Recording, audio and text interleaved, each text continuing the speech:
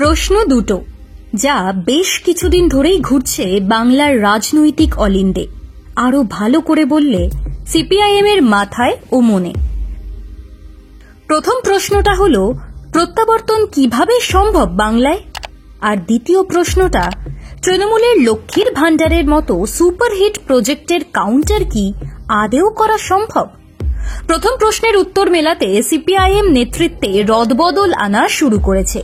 তারই সাম্প্রতিকতম প্রকাশ দেবলীনা হেমব্রম। রানীবাঁধের প্রাক্তন বিধায়কই দিচ্ছেন দ্বিতীয় প্রশ্নটার উত্তর। শূন্যতা থেকে বেরোতে হলে ব্যতিক্রমী হতে হবে, সেটা বুঝতে পেরেছে সিপিআইএম। সেই কারণেই মীনাক্ষী মুখার্জিকে ক্যাপ্টেন হিসেবে প্রজেক্ট করা হয়েছে। ঠিক ওই কারণেই দেবলীনার মতো অভিজ্ঞ নেত্রীকে আরো বেশি লাইমলাইটে আনা হলো। সীতারাম ইয়েচুরির চোখে পড়ে গিয়েছিলেন একসময়, কেন্দ্রীয় কমিটিতেও জায়গা পেয়ে গিয়েছিলেন সেই সুবাদে। দেবলীনা নিরাশ করেননি। শূন্যতার মাঝেও তিনি নিজেকে স্বতন্ত্র হিসেবে তুলে ধরেছেন। বাঁকুড়া ছাড়িয়ে তার নাম ছড়িয়েছে সারা বাংলায়। চাঁচা ছোলা ভাষা, যুক্তিবাদী ভাষণের কারণে দেবলীনার ভক্ত সংখ্যা অগণিত। সেই কারণেই দেবলীনাকে রাজ্য নেতৃত্বের সামনের সারিতে অনেক আগেই নিয়ে আসা হয়েছে। এবার সেই তাঁকেই দেওয়া হলো বাঁকুড়া জেলার দায়িত্ব। বোঝাই যাচ্ছে জঙ্গলমহলে আবার ঋত গৌরব ফেরাতে চাইছে সিপিআইএম। বাংলা তো বটেই, কেরলের মতো সচেতন ও এগিয়ে থাকা রাজ্যেও সিপিআইএম এর ইতিহাসে মহিলা জেলা সম্পাদক নেই। স্বভাবতই দেবলীনা বাড়তি নজর টানছেন রাজনৈতিক মহলে। প্রথমবার মহিলা জেলা সম্পাদক হিসেবে দায়িত্ব নেওয়ার পরে তিনি অবশ্য মিডিয়াকে বলেছেন তিনি একা কিছু নন, দল সম্মিলিতভাবে কাজ করে সিদ্ধান্ত নেয়। দেবলীনা নিজেকে নেত্রী ভাবছেন না,